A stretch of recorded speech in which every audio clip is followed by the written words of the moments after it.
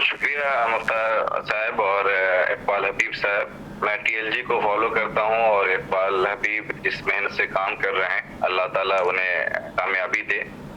और वो true journalism को आगे बढ़ाएं। इंशाअल्लाह टीएलजी जो है बहुत जल्द जो है पूरी दुनिया में मुतबर चैनल के तौर पे शामिल होगा और एज ए चेयरमैन बज़्म सदर नेशनल मैं आपसे वादा करता हूं कि मुझसे जो भी मदद हो पाएगी टीएलजी को सपोर्ट करने के लिए इंशाअल्लाह वो हमारा सपोर्ट पहले भी था, इंशाअल्लाह आइंदा भी रहेगा और कभी भी किसी तरह की खिदमत तो मुझे आप कहें, मैं जरूर हाजिर रहूं।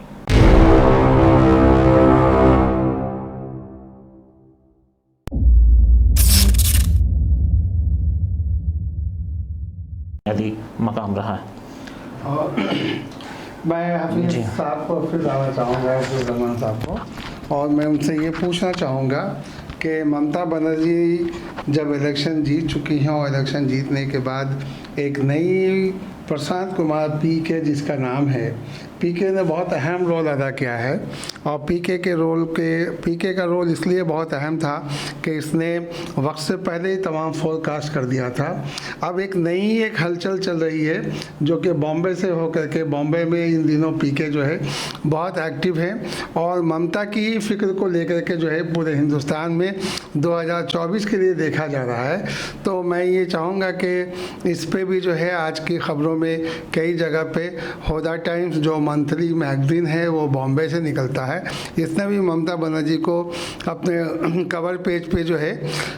कवर पेज पे बताया है कि बंगाल टाइगर के मुकाबले में तमाम भाजपाई शेर चारों शाह निश्चित हो गए हैं। तो आप देखिए कि हिंदुस्तान की पॉलिटिक्स पे पूरी दुनिया जो है, पूरी दुनिया ने नज़र रखी है, ख़ासकर बंगाल के इलेक्शन पे। और बंगाल के इलेक्शन से अब जो नया सफ़र का आगाज़ हुआ है ये 2024 की फ़िक्र दे रही है। और आज ही जो है अवामी न्यूज़ और दूसरे अखबार में शरद पवार ने दिखाया है कि बीजेपी मुखालिफ महज कांग्रेस की शमूलियत के बगैर मुमकिन नहीं है। तो आप मुख्तसर इस पर रोशनी डालें जनाब हफीज़ुर रहमान साहब। ये प्रशांत किशोर साहब ने फोरकास्ट किया था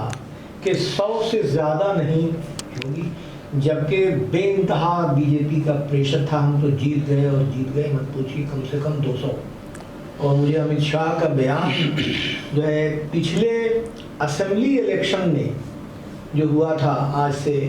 2 साल पहले दूसरे स्टेट्स में, तो उसने कहा कि हमारी हसरत होगी कि हम बंगाल जीत लें, बंगाल ही जीतना बहरहाल। तो प्रशांत किशोर ने ये कहा था इस इलेक्शन के ख़त्म होने से पहले कि इसके बाद ही हम जॉब ख़त्म कर देंगे। लेकिन फिर से जब ओथ लिया है ममता बनर्जी ने, उस वक्त भी ये ले करके गई है वहाँ, और फिर अभी उन्होंने शरद पवार से मिले, 2 शिफ्ट हुई है, बम्बे में भी मिले हैं शरद पवार से, ये प्रशांत किशोर भी दिल्ली में भी मिले हैं। और बहुत अहम बात शरद पवार ने कही है कि साहब हम चाहेंगे कि जो अभी बहुत सी पार्टियों के लोग जो भी दिल्ली में जमा हुए शरद पवार के घर पे, तो एक बात बाद में फिर ये कहा है कि कांग्रेस के बगैर ये नहीं हो सकती। अब ममता बनर्जी एक कहिए कि जमहूरियत में अपनी एक ऐसी मजबूत फतह के बाद एक नई शख्सियत जो है वो है आपके सामने। तो हम ये बात ख्याल रहे कि एक मुहावरतन हम लोग इस्तेमाल करते रहे हैं कि जो दुनिया कल सोचती है बंगाल आज सोचता है। तो ये जो आज सोचने का तसव्वुर है, मैं ये एक मिसाल आपको दें, जब पेंडेमिक बढ़ रहा था पूरे हिंदुस्तान में और पार्लियामेंट सेशन चल रहा था, तो ये ममता बनर्जी ने अपने एमपी को लोगों को कहा था वहाँ के पार्लियामेंट छोड़ दीजिए, आइए अपने अपने कंस्टिट्यूएंसी में और काम कीजिए। ये पहली पार्टी की लीडर थी। ये फोरसाइटेडनेस की बात है। फोरसाइटेडनेस के सिलसिले से ये जो इनका है तसव्वुर वो ज़रूर बरूएकार होगा। अब जो ज़रूरत है कि ममता बनर्जी से मेरी ये बहुत मुदबाना दरख्वास्त होगी कि आप जो इस अब तक की टीन्योर में जो शिद्दत पसंदी रही है, आप थोड़ा सा मुस्वर रही हैं, वो ना हो, बल्कि यहाँ स्ट्रॉन्ग अपोजिशन रहा कांग्रेस का, आप उसको भी अपने करीब लाने की कोशिश कीजिए, इसलिए कि नेशनल स्टैचर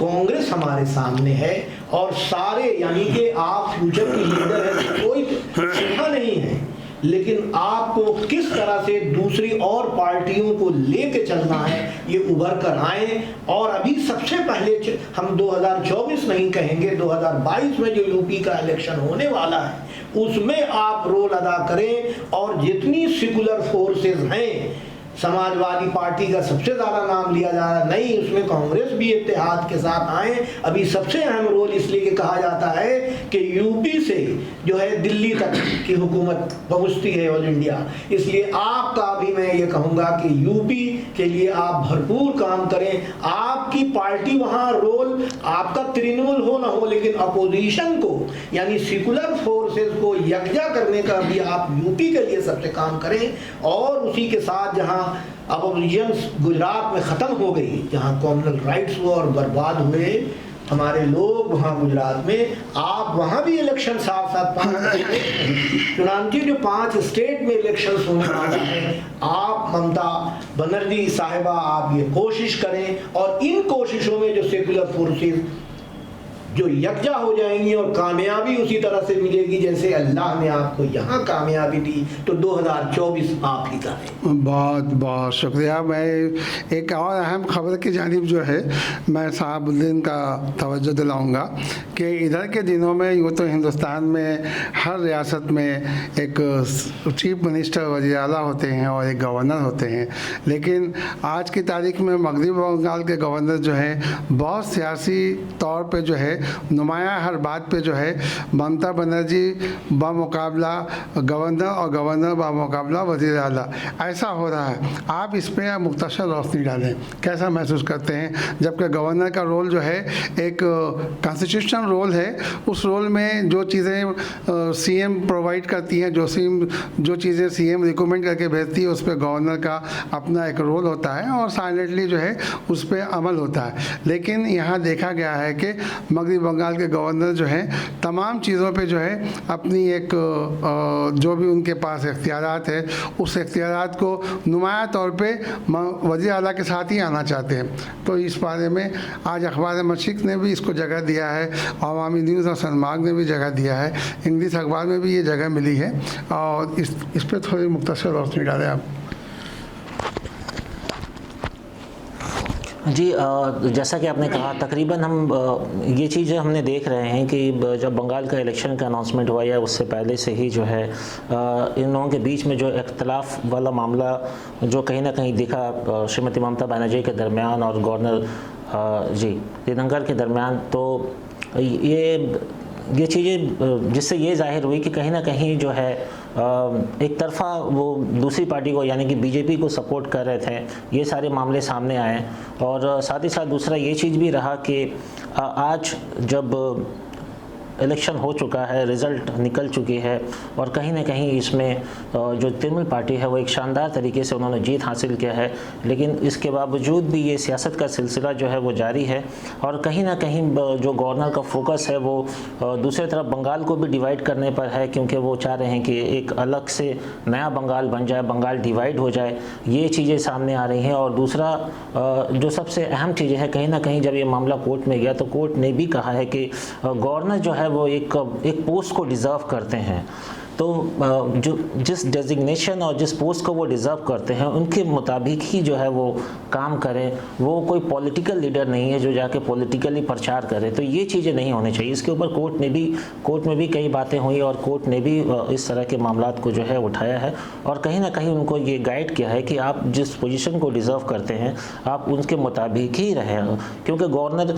कई जगह में गए, जब रिलीफ के सिलसिले में गए तो वो पूरे लाहौर लश्कर के साथ बाकायदा हेलीकॉप्टर के ज़रिए गए और उसमें काफ़ी अखराजात थे। जिन लोगों से, जिस विक्टिम से मिलने के लिए गए थे, तो वहाँ पे भी उन्होंने कहा कि आपने जितना कुछ जो अखराजात अपने अपने हेलीकॉप्टर्स और आने में किया है, अगर इसका ही कुछ फ़ंड या कुछ पैसा जो है हम लोगों को मिल जाता तो हमारी ज़िंदगी बेहतर हो जाती। तो ये जो ज़रूरी मुद्दा है, इस चीज़ों को समझने की ज़रूरत है और मुझे लगता है कि इसके ऊपर ज़्यादा से ज़्यादा काम होने की ज़रूरत है। बहुत बहुत शुक्रिया साहबुद्दीन साहब। अब मैं ख़बर की एक जानिब और बढ़ना चाहता हूँ और इस पे हिफ्ज़ुर रहमान साहब का, जनाब हफीज़ुर रहमान साहब का ख्याल लूँगा कि अखबार मशरिक़ ने, आप देखिए हिंदुस्तान में एक एक आंदोलन जो है, जैसा कि आप जानते हैं कि इससे पहले जो आंदोलन हुआ है वो कई एक आंदोलन हुआ है, CA पे हुआ है, NRC पे हुआ है, इसी तरह से जो है किसान आंदोलन जारी है। राकेश टिकैत साहब जो है अपनी मेहनत और मुशक्क़त से जो है अब हुकूमत वक्त से बहुत मुतालबा करते करते थक जाने के बजाय कर आज जो है ट्रैक्टर रैली का फिर से निकालने का ऐलान किए हैं। और राकेश टिकैत को जो है जो हुकूमत वक्त है वो उसको उनके तमाम जो मुतालबे हैं, इनका मुतालबा है कि जो बिल आपने लाया है वो बिल को कैंसिल कर दें, जबकि उनका मुतालबा है कि जबकि हुकूमत वक्त ये कहती है कि आप जो इस पर रिफॉर्मेशन चाहते हैं, जो चेंजेस चाहते हैं वो आप मुझे बताएं, उस पर हम अमल करने की कोशिश करेंगे। 7 माह आज मुकम्मल हो गए हैं, इस पर आप रोशनी डालें मुख्तसर। ये जाहिर है कि ये बहुत सुलगता हुआ मसला है और इसमें पंजाब, हरियाणा और वेस्टर्न यूपी, ये 3 स्टेट के लोग सबसे ज़्यादा इस प्रोटेस्ट के शरीककार हैं, इसलिए कि हरियाणा, पंजाब और मशरक़ी यूपी में खेती पर ज़्यादा मुनहसर लोग हैं और ये हकीकत ये है कि वो दर्द महसूस सबसे ज़्यादा करते हैं कि किसानों का प्रॉब्लम क्या है। और इसको महसूस करते हुए हमारी बंगाल की गवर्नमेंट ने उनका साथ दिया, उनको दिल्ली की हुकूमत उनका साथ दे रही है, हमारी समाजवादी पार्टी उनके साथ है, कांग्रेस की मुख्तलिफ हिंदुस्तान की सेकुलर फोर्सेस उनके साथ है। और आज 7 महीने हो गए, किस किस तरह से उन्हें डिस्टर्ब किया गया, उन्हें फंसाने की कोशिश की गई। एक फॉल्स ये करके लाल किले पर लोगों के कब्जे का इल्ज़ाम लगा करके ये किया गया, उलझाया गया, जेल में भेजा गया, इनके रास्तों को उखाड़ करके कांटियाँ डाली गई, लोगों तक पहुंचना मुश्किल हो गया, पानी बन गया। मगर हम सलाम करते हैं इन लोगों की मुस्तकिल मिजाजी को, इनके ठहराव कि हम हारेंगे नहीं। और वाकई इनको जो महसूस कर रहे हैं, भाई हम लोगों के पास वीडियो आ गए, अखबार में तस्वीर आ गई कि अडानी ग्रुप के बड़े बड़े गोडाउन हरियाणा में कई जगह बन गए हैं। किस लिए भाई? ये जो अनाज है उनके पास होगा, फिर जो है जो मिनिमम जो कॉस्ट की जो बात हो रही है उससे वो मुतासिर होंगे, फिर उनके पास जो कम से कम कुछ हासिल करने के लिए जो अपने से बाजार में बेच ले रहे, ये एजिटेशन जिंदा रहे ताकि उल्टी गिनती हुकूमत की इसी बहाने शुरू हो जाए और इसी बहाने यूपी के इलेक्शन होगा। और बुरी तरह से जो महसूस नहीं कर रहे हैं, जो कुछ लोगों को खुश करने के लिए बीजेपी की हुकूमत जो ये इसको दबाने की कोशिश कर रही है, बिल्कुल गलत है। और इस पे मीडिया भी जो है, सोशल मीडिया भी इसको कवरेज नहीं देती है, एक्सेप्ट कुछ ऐसे चैनल्स हैं जिसको इसको हाईलाइट करते हैं। तो हम दामे दिल में सुखन है, हम हर तरह से ये किसान के साथ हैं कि ये एजुकेशन कामयाब हो। और पार्लियामेंट से जो इन्होंने बिल पास किया वो भी चुपचाप से, कोरोना के दौर में जब दुनिया परेशान थी, इसके खिलाफ ये बिल पेश करके ये आवाम की आवाज़ को दबाने की एक साजिश की गई है। इसलिए हमारी टिकैत और किसान आंदोलन के साथ हैं और उन्हें ज़रूर कामयाबी मिलेगी, वक्त का इंतज़ार है। बहुत बहुत शुक्रिया हमारे हफीज़ के साथ अपनी गुफ्तगू जो है कि न समझोगे तो मिट जाओगे ए हिंदुस्तान वालों, तुम्हारी दास्तां तक तो होगी दास्तानों में। बहुत आज आप हमारे दरमियान में कई कलकत्ते के 2 अहम शख्सियात के दरमियान में और द लोकल जर्नलिस्ट के प्लेटफॉर्म से जो अखबार की तज्ज़िया निगारी का आज आगाज़ किया गया है, इस आगाज़ के साथ इंशाअल्लाह ताला ये द लोकल जर्नलिस्ट की पूरी टीम की ख्वाहिश होगी कि आपको जो है हर दिन तमाम अखबारों में जो ख़बरें जगह पाई है, जो ख़बरें जगह पाने से रह गई हैं, हम उन तमाम चीज़ों को लेकर के हाजिर होंगे और आपकी भी राय, आपका भी फीडबैक चाहेंगे, ताकि जो है आप मुझे अपने तमाम बातों को जो है ये बता सकें कि कौन सी ख़बर पे हमारी ख़ास तवज्जो होनी चाहिए। आज जैसा कि सनमार्ग ने अहम ख़बर को जगह देते हुए फ़र्जी वैक्सीन, ये भी बड़ा एक अहम मामला है कि हुकूमत मगरबी बंगाल में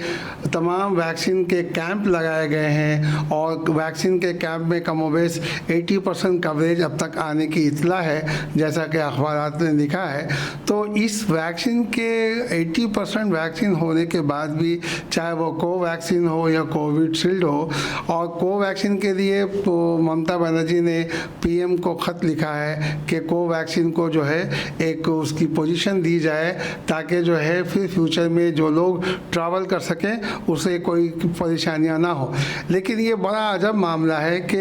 हिंदुस्तान में हेल्थ के साथ लोग कैसे कैसे खेल खेलते हैं। अब ये फर्जी जो है, जो वैक्सीन का कैंप लगाया गया है और लोगों को वैक्सीन दे दिया गया है, अब इसमें जो कुछ भी होगा तो उसको कैसे हम कवर कर पाएंगे, उसे हम कैसे देख पाएंगे। इसलिए हमें एहतियात करने की ज़रूरत है और जो चीज़ें हो सकती है, मैं समझता हूँ कि तमाम चीज़ों से जो लोग वैक्सीन लेने जा रहे हैं, अगर जो लोग वैक्सीन नहीं लिए हैं, फुर्सत के पहले लम्हे में वैक्सीन ले लें और अपने आप को जो है कम अज़ कम बहुत महफूज कर लें, सेफ्टी कर लें, चूँकि इंसान की ज़िंदगी की जान है तो जहान है। और मोदी की ये कोशिश है, हमारे पीएम की कोशिश है कि हिंदुस्तान के तमाम रियासतों में वैक्सीन का जो है पूरा जो है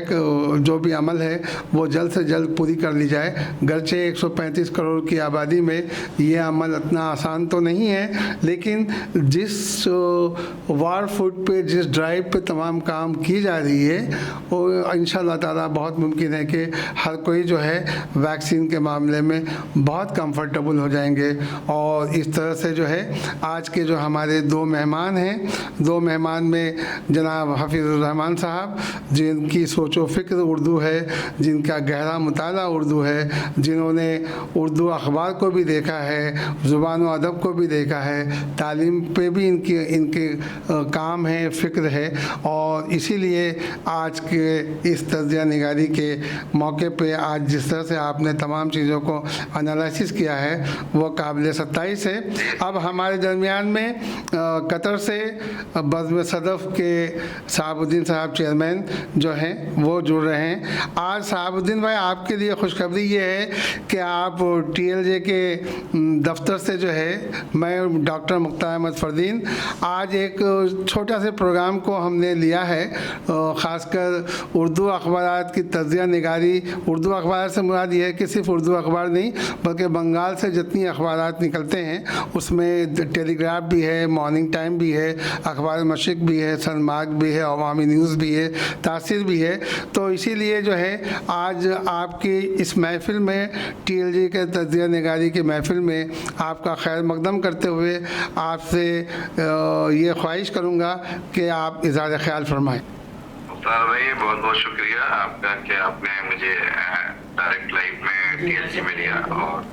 मैं इस प्रोग्राम के लिए आपको और TLJ टीम को मुबारकबाद पेश करता हूँ। तो आप लोगों ने ये अहम काम शुरू किया है कि आपने अखबार के हवाले से बात करना चाहा है, तो ये बहुत ही अहम काम है। और अखबार जो है ट्रू जर्नलिज्म की तरफ अगर जाए मीडिया हो तो ये भी और मुल्क के भी बहुत ही अहम चीज़ है। आज जो कुछ भी ख़ास तौर से हिंदुस्तान में हो रहा है, और एक ऐसी सब जो है जो अपनी मनमानी कर पा रही है, ये अखबारात जो है ट्रू जर्नलिज्म नहीं पा रही है, सही से तज्ज़िया नहीं कर पा रही है, लोगों तक सही खबरों पहुंचने नहीं दिया जा रहा है। इसमें हमको, मैं गुजारिश करूंगा मीडिया वालों को कि आपका एक अहम रोल होता है किसी मुल्क और किसी भी कौम के तख्लीक में या उसकी कामयाबी में अपना ईमानदारी से अपने रोल को आप करें, ताकि उनकी तरक्की हो सके। किसी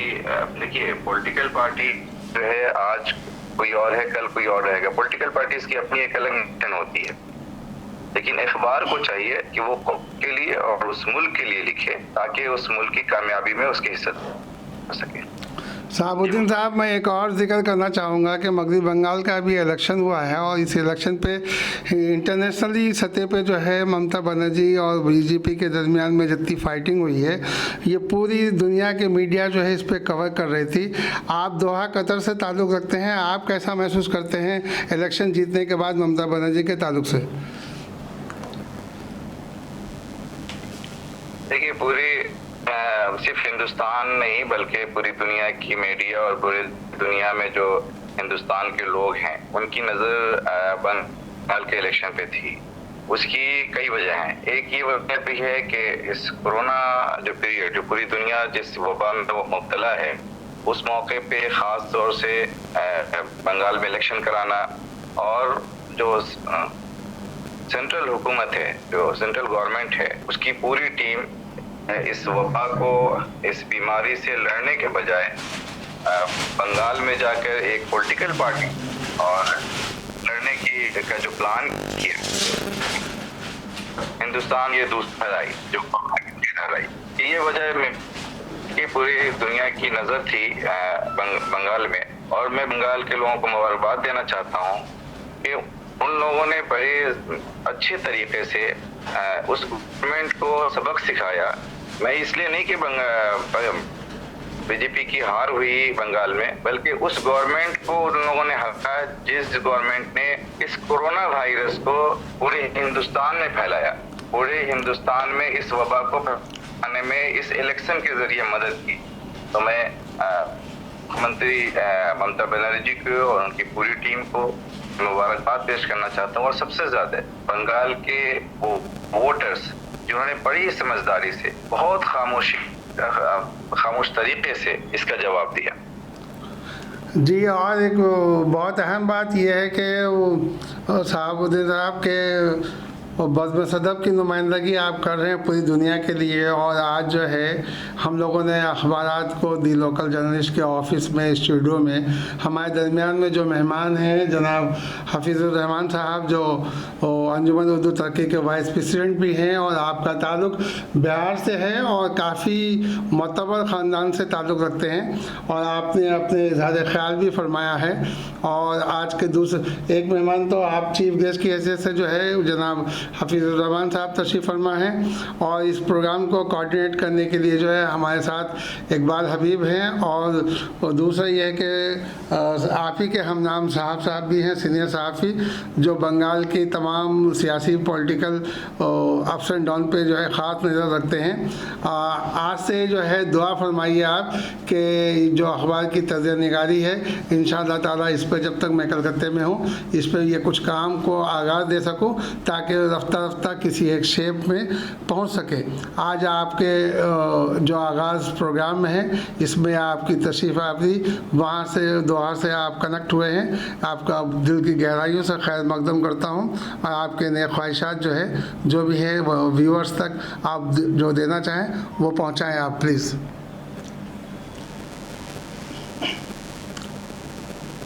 बहुत बहुत शुक्रिया मुख्तार साहब और इकबाल हबीब साहब। मैं टीएलजी को फॉलो करता हूं, और इकबाल हबीब जिस मेहनत से काम कर रहे हैं, अल्लाह ताला उन्हें कामयाबी दे और वो ट्रू जर्नलिज्म को आगे बढ़ाएं। इंशाअल्लाह टीएलजी जो है बहुत जल्द जो है पूरी दुनिया में मुतबर चैनल के तौर पर शामिल होगा। और as a chairman Bazm Adab international मैं आपसे वादा करता हूं कि मुझसे जो भी मदद हो पाएगी टीएलजी को सपोर्ट करने के लिए, इंशाअल्लाह वो हमारा सपोर्ट पहले भी था, इंशाअल्लाह आइंदा भी रहेगा। और कभी भी किसी तरह की खिदमत तो मुझे आप कहें, मैं ज़रूर हाजिर रहूँ। बहुत बहुत शुक्रिया शामिल करने के लिए।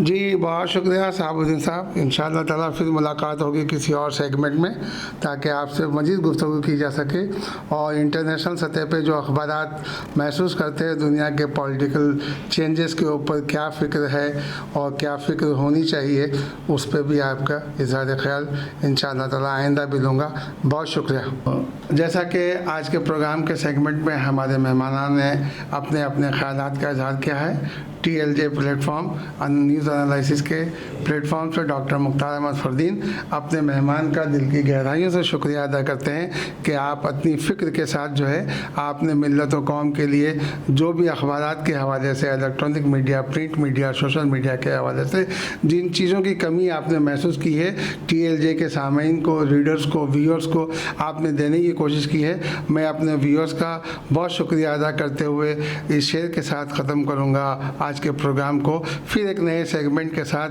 फिर तमाम ख़बरों के साथ आपके साथ हाजिर खिदमत होऊंगा कि मैं अकेले ही चला था जानिब मंजिल, मगर लोग साथ आते गए, कारवां बनता गया। ये न्यूज़ एनालिसिस का कारवां आपके दम से है, व्यूअर्स के दम से है और सामीन के दम से है। आपकी अपनी क्या पसंद है आने वाले दिनों में, इस प्रोग्राम को देखने के बाद न्यूज़ फीडबैक दें, ताकि TLJ और ज़्यादा से ज़्यादा अपनी बेबाकाना अंदाज में अपनी सही तज्ज़िया के साथ, तमाम एनालिसिस के साथ आपके खिदमत में हाजिर हो सके। जय हिंद। बहुत बहुत शुक्रिया दी लोकल जर्नलिस्ट की पूरी टीम को और मुख्तार फरदीन साहब को, नेक तमन्नाओं के साथ पूरी कौम व मिल्लत के लिए कि हम कौम व मिल्लत के लिए अपने आप को वक्त कर सकें। Subscribe now and press the bell icon. Never miss an update.